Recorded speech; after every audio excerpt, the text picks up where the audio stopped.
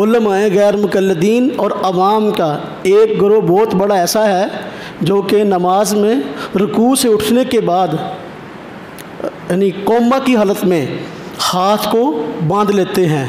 हालांकि आम उम्मत मुस्लिमा उनका अमल क्या है, रुकू के बाद हाथ छोड़ देते हैं, लेकिन वो रुकू के बाद हाथ बांध लेते हैं।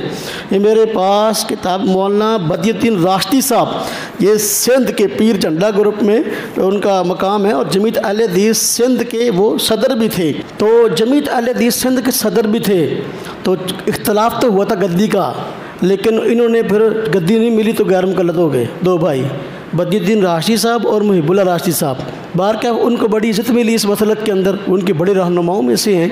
तो बदियुद्दीन राश्दी साहब तो उनका बड़ा मकाम है, अभी उनके मकालात कई जुल्दों में छपे हैं।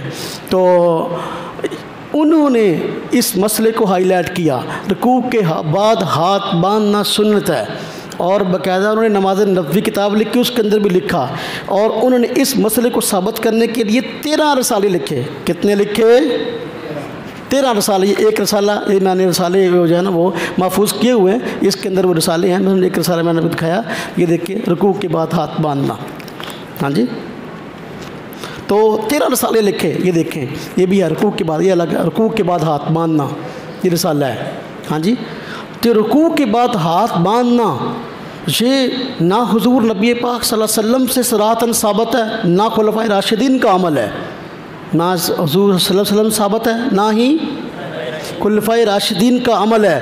तो हत्ता के इनके अपने उलमा ने इसको बिदअत कहा। सिंध के कई गैर कराची के अवाम उलमा हाथ बांधते हैं। ये किताब नमाज नबी है, जिसका नाम ये अल्लामा नासिर अलबानी साहब नमाज नबी अहादीस सहीह की रोशनी में, इस किताब के अंदर नासिर अलबानी साहब ने रुकू के बाद हाथ बांधने को बिदअत लिखा है।